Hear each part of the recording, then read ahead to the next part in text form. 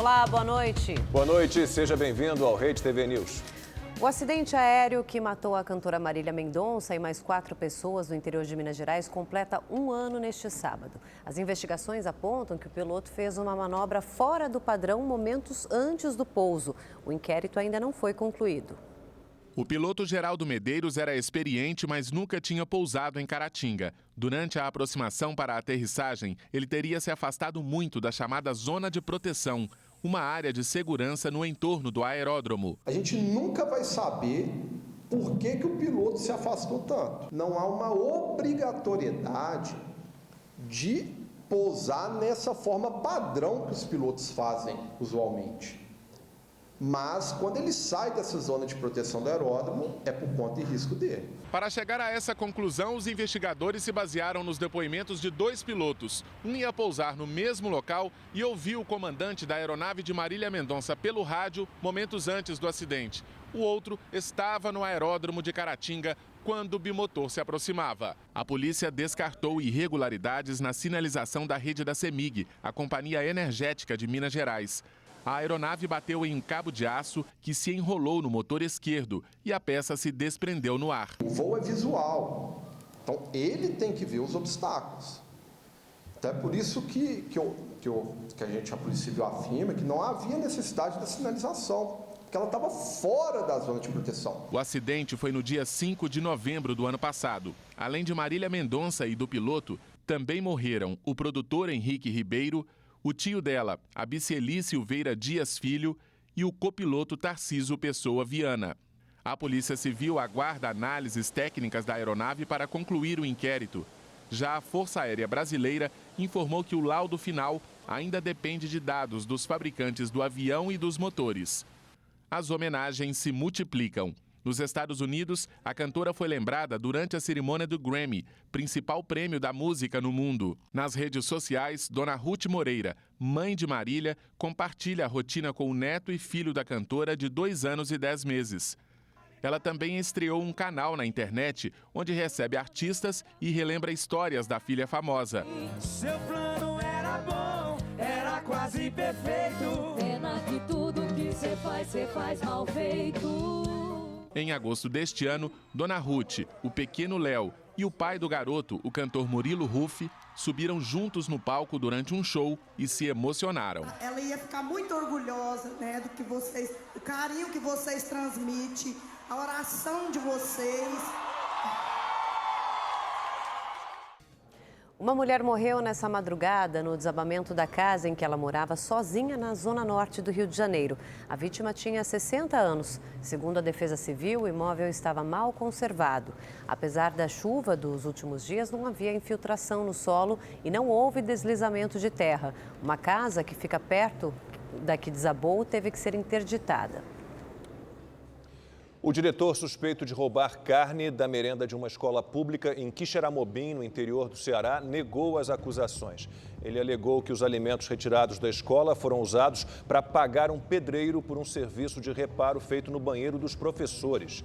O diretor disse ainda que ele mesmo tinha comprado as câmeras de monitoramento para evitar furtos e roubos na escola. Ele ficou detido apenas 1 dia e vai responder em liberdade por furto e peculato. A polícia investiga o caso. A Polícia Rodoviária Federal tem 48 horas para entregar à Justiça um relatório completo sobre as multas aplicadas a caminhoneiros que bloquearam estradas nesta semana. A determinação é do ministro Alexandre de Moraes, do Supremo Tribunal Federal. Além do detalhamento das autuações, Moraes quer dados das lideranças dos protestos e informações sobre o empenho dos agentes em cada estado e município. Até agora, mais de 5.400 multas foram aplicadas desde o início dos protestos, somando cerca de 14 milhões de reais. Hoje de manhã, 4 diretores da PRF se reuniram em Brasília com procuradores que suspeitam de omissão da corporação em liberar as estradas. A própria PRF informou que investiga servidores por incitação ao bloqueio de rodovias. Segundo o boletim da Polícia Rodoviária, ainda existem 19 interdições em 4 estados: Amazonas, Mato Grosso, Pará e Rondônia. Os bloqueios que tiveram início no domingo, logo após a apuração das urnas, são feitos por eleitores que não aceitam o resultado das eleições. Durante a sessão de quinta-feira no Tribunal Superior Eleitoral, Alexandre de Moraes afirmou que o resultado das eleições é incontestável. Não há como se contestar um resultado democraticamente divulgado com movimentos ilícitos, com movimentos antidemocráticos, com movimentos criminosos que serão combatidos e os responsáveis apurados e responsabilizados sob a pena da lei. A democracia venceu novamente no Brasil. Aqueles que criminosamente não estão aceitando, aqueles que criminosamente estão praticando atos antidemocráticos serão tratados como criminosos. Parlamentares do chamado Centrão querem condicionar a aprovação da PEC de transição à manutenção do orçamento secreto. Integrantes da equipe do presidente eleito evitam tocar nesse assunto. Eles visitaram o local onde vai se concentrar o trabalho de transição de governo. No Centro Cultural do Banco do Brasil, funcionários acertam os detalhes para receber a equipe de transição. Além dos 50 cargos comissionados que o presidente eleito poderá nomear, o novo governo espera contar com servidores voluntários, que juntos devem ocupar 2 andares do prédio. Hoje, o Diário Oficial da União trouxe a nomeação do vice-presidente eleito, Geraldo Alckmin, como coordenador do grupo de transição. Outros nomes ainda serão escolhidos, mas a expectativa é de que pelo menos parte da equipe comece a se instalar na segunda-feira. O governo tem pressa porque quer reunir elementos para negociar a aprovação da chamada PEC de transição e viabilizar as promessas de campanha feitas pelo presidente Lula. Não podemos entrar 2023 sem o auxílio emergencial, sem o aumento real do salário mínimo. São coisas que foram contratadas, com o povo brasileiro. E tenho certeza que o Congresso tem essa sensibilidade, Tribunal de Contas também. Então nós estamos analisando todas as oportunidades para entregar ao povo brasileiro aquilo que foi contratado com ele no processo eleitoral. A expectativa é de que na próxima semana o presidente eleito venha a Brasília. Lula deverá visitar os presidentes da Câmara, Arthur Lira, e do Senado, Rodrigo Pacheco. Com a oposição mais forte na próxima legislatura, o chamado Centrão ganha ainda mais importância. E parlamentares do bloco já falam em condicionar a aprovação da PEC de transição à manutenção do orçamento secreto. A equipe de transição desconversa, mas já evita falar em acabar com as emendas de relator. Esse debate é outro debate. Nós não vamos entrar nesse debate nesse momento. Essa questão da emenda do relator, isso é uma coisa da casa, ela terá que encontrar um caminho. A Lei de Diretrizes Orçamentárias para o ano que vem, aprovada pelo Congresso, destina quase 20 bilhões de reais para o chamado orçamento secreto. Deste total, mais da metade seria para a área de saúde. Dinheiro que poderia ser usado, por exemplo, para aumentar o programa Farmácia Popular. No entanto, analistas políticos acham difícil o novo governo dar outro destino a essas emendas. Isso porque o Congresso não vai querer ceder parte do seu poder de escrever o orçamento do Brasil. Afinal, o Congresso tomou para si praticamente todo o orçamento brasileiro. Ele não vai querer que o Executivo o tome novamente. E a transição de governo é o tema da rodada de opinião.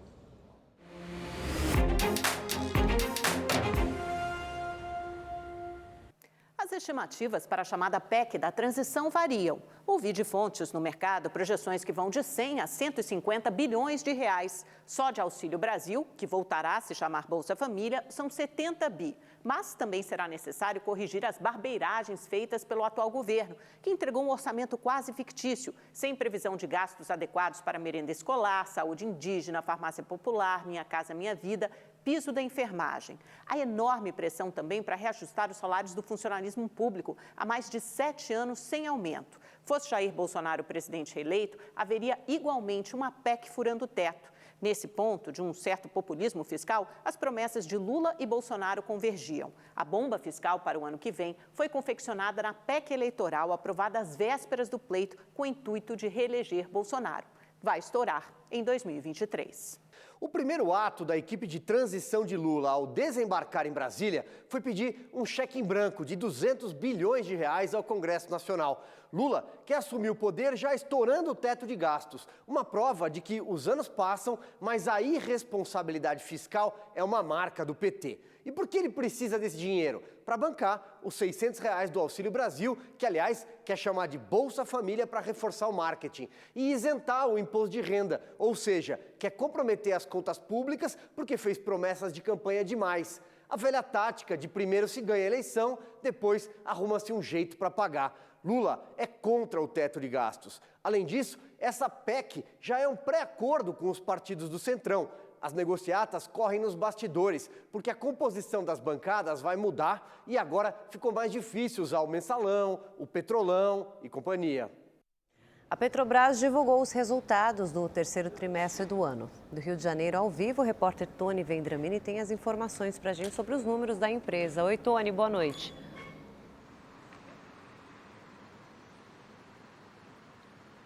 Boa noite, Érica. Boa noite, Lacombe. Boa noite a todos que nos acompanham. O lucro líquido da Petrobras no terceiro trimestre deste ano foi de 46 bilhões e 100 milhões de reais, uma alta de 48% em relação ao mesmo período do ano passado. No terceiro trimestre de 2021, o lucro foi de 31 bilhões e 100 milhões de reais. Em comparação ao segundo trimestre deste ano, houve queda de 15,2%. Segundo a Petrobras, a explicação está principalmente na queda do preço do barril de petróleo. No acumulado do ano, a Petrobras chegou a um lucro de quase 145 bilhões de reais, contra 75 bilhões de igual período do ano passado. Vamos ouvir então o que foi dito aqui na Petrobras na apresentação dos resultados. É um resultado bastante sólido, bastante expressivo, tanto do lado operacional quanto do lado financeiro. Em diversas métricas, é o segundo melhor resultado da história da companhia, precedido aí apenas pelo resultado do segundo trimestre desse ano, que foi o maior da história da companhia em diversas métricas. Vale destacar, só nesse terceiro trimestre, pagamento aí da ordem de 73 bilhões de reais de tributos. De janeiro a setembro a gente já pagou 222 bilhões de reais, então uma contribuição bastante expressiva da Petrobras para a sociedade brasileira.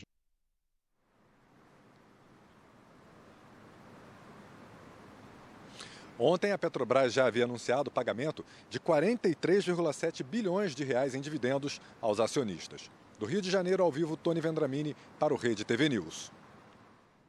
No Brasil, mais de 22 milhões de usuários da internet têm entre 9 e 17 anos de idade. Especialistas alertam que as atividades desse grupo nas redes precisam ser supervisionadas. Essa menina, de 12 anos, saiu de Salto, no interior de São Paulo, e foi localizada 2 dias depois na cidade de Ourinhos, a mais de 300 quilômetros do município. Ela estava com um homem de 30 anos que conheceu nas redes sociais. Em Belo Horizonte, Minas Gerais, a polícia investiga a morte de João Vitor Mapa, de 10 anos, que foi encontrado desacordado pela mãe. A criança teria inalado desodorante aerosol como parte de um desafio da internet. Segundo a edição mais recente da pesquisa TIC Kids Online Brasil, do Comitê Gestor da Internet no Brasil, 78% dos usuários de internet com idades de 9 a 17 anos usam as redes sociais. Extrair somente os benefícios da rede mundial de computadores é um desafio para as famílias. A Thaís tem 2 filhas, uma de 7, outra de 13 anos. Ela sempre falou com as meninas sobre os riscos de conversar com estranhos nas redes sociais. Mesmo assim, teve um problema.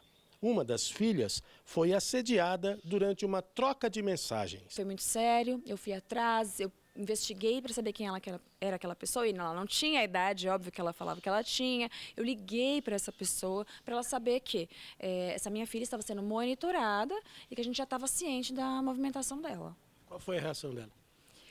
Ela ficou muito surpresa. Acho que nunca tinha acontecido de alguém ter chegado até o final, assim. Ela gaguejou muito, ficou nervosa, desligou e me bloqueou, não me atendia mais depois. Pela primeira vez, a pesquisa avaliou a busca por informações sobre saúde e bem-estar por esse público. Segundo o estudo, 32% dos entrevistados entre 11 e 17 anos afirmaram ter procurado na internet ajuda para lidar com algo ruim que vivenciaram. ou para falar sobre suas emoções quando se sentiram tristes. Segundo a coordenadora da pesquisa, muitas vezes os pais têm dificuldade de entender a linguagem digital.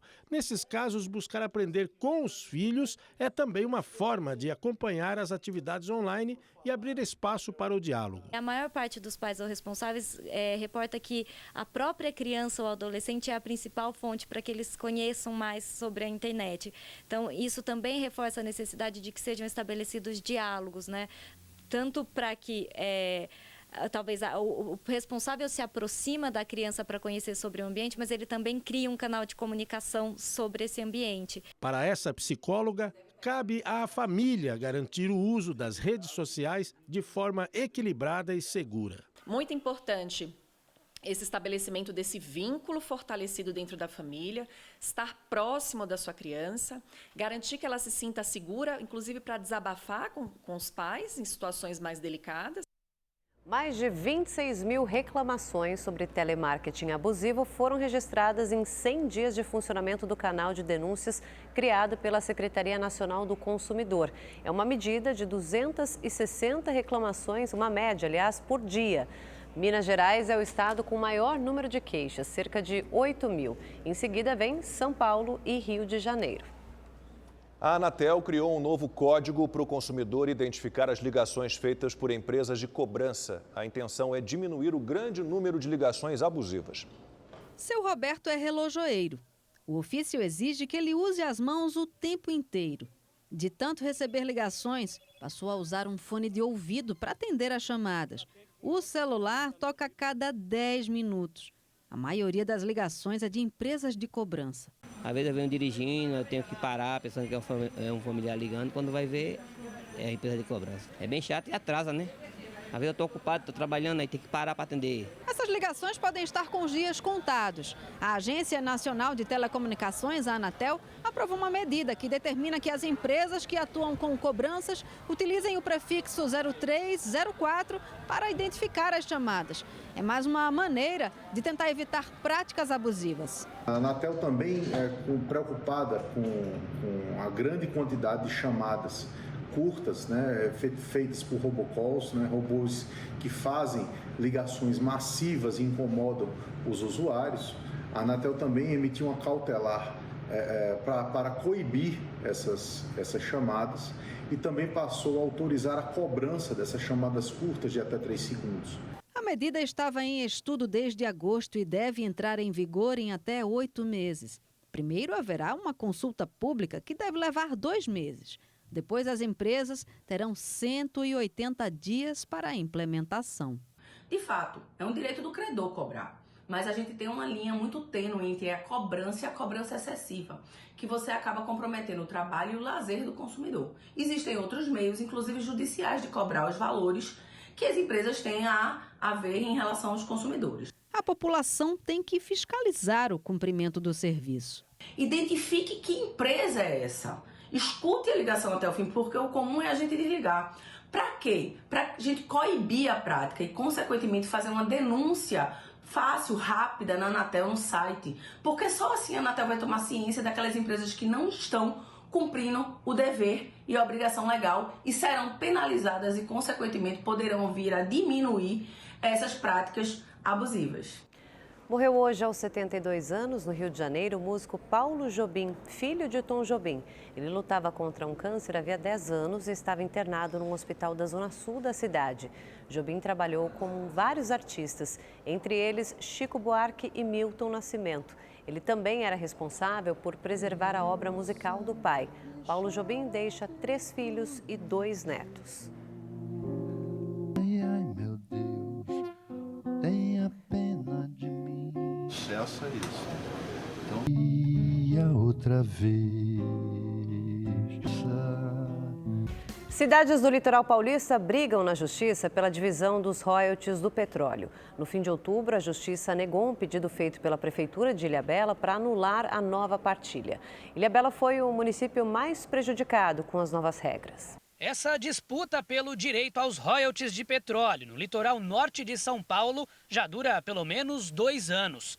Em 2020, São Sebastião pediu ao IBGE o Instituto Brasileiro de Geografia e Estatística a revisão dos valores pagos à Ilhabela, alegando que a ilha divide faixa atlântica com o município e que, portanto, teria direito a um percentual maior na partilha dos valores pagos pela extração de recursos naturais do litoral. A divisão dos royalties entre os municípios, nesse caso, e passasse a ser também considerado sombra do município de São Sebastião. Então, alguns poços que eram, os royalties eram partilhados só por Ilhabela, passaram a ser divididos com São Sebastião também. Os royalties são uma compensação financeira paga à União, estados e municípios produtores de petróleo.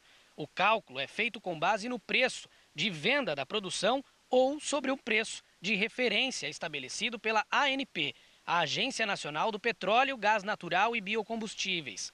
Em 2020, o IBGE mudou o percentual ao qual os municípios do litoral de São Paulo têm direito. Ilhabela recebia 100% dos royalties referentes aos campos de Bacalhau, Lapa, noroeste de Sapinhoá, sudoeste de Sapinhoá e sul de Sapinhoá. Com a recente alteração, Ilhabela passou a dividir os valores com São Sebastião e o caso foi parar na Justiça. Todo esse processo que alterou os critérios, ele foi tomado com a decisão de primeiro grau no IBGE. Nós temos um recurso contra essa decisão no IBGE que nunca foi julgado. Em 2021, segundo a ANP, as cidades do litoral norte receberam 548 milhões e 900 mil reais.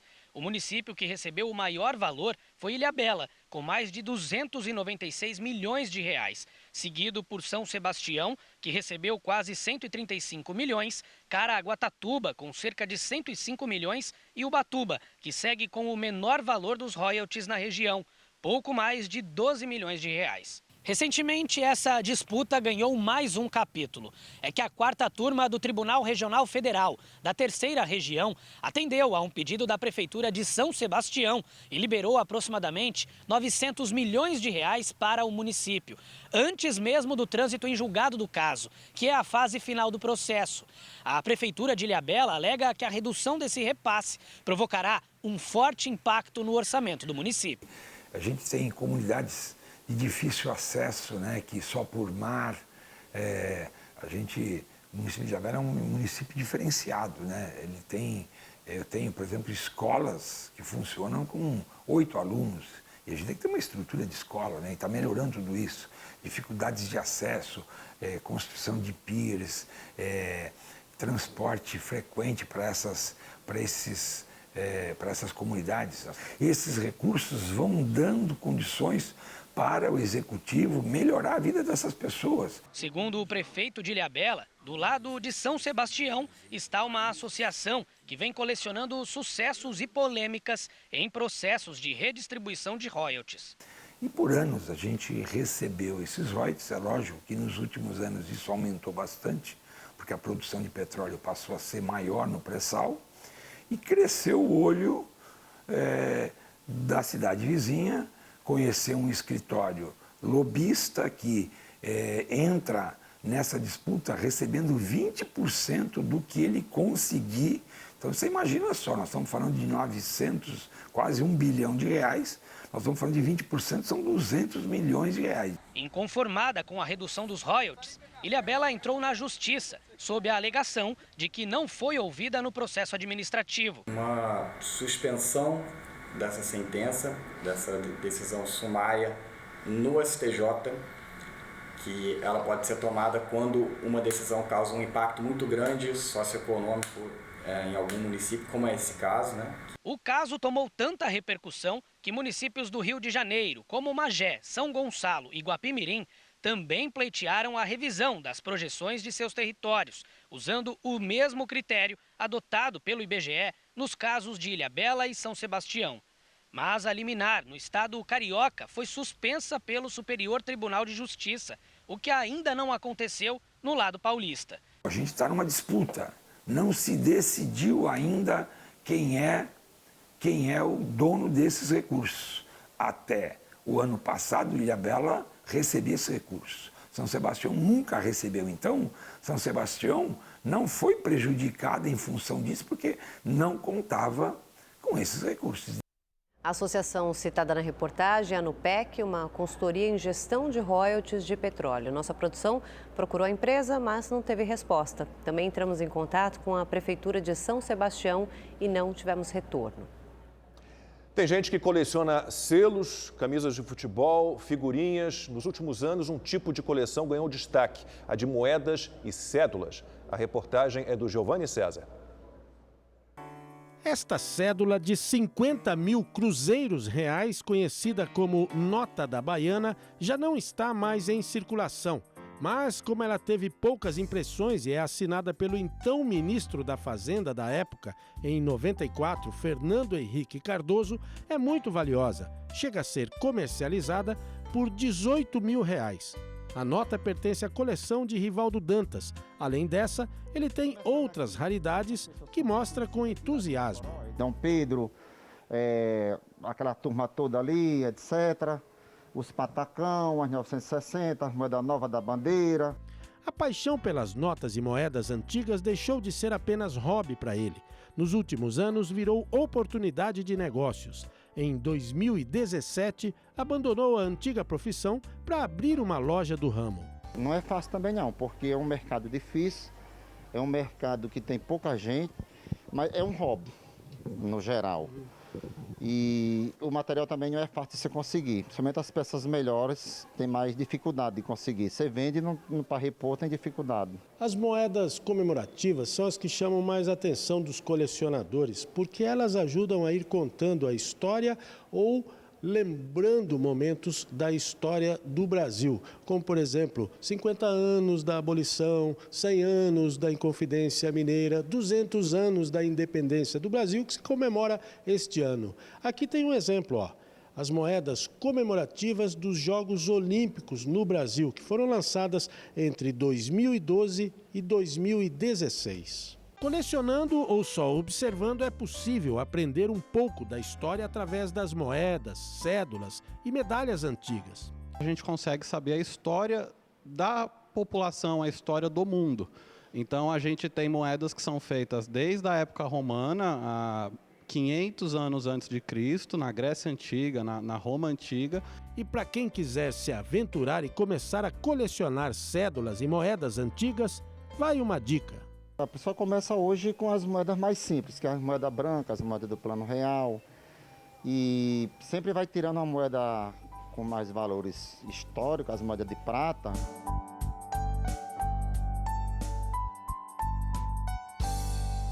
Todos os nossos conteúdos. É só acessar youtube.com/noticiasredetv.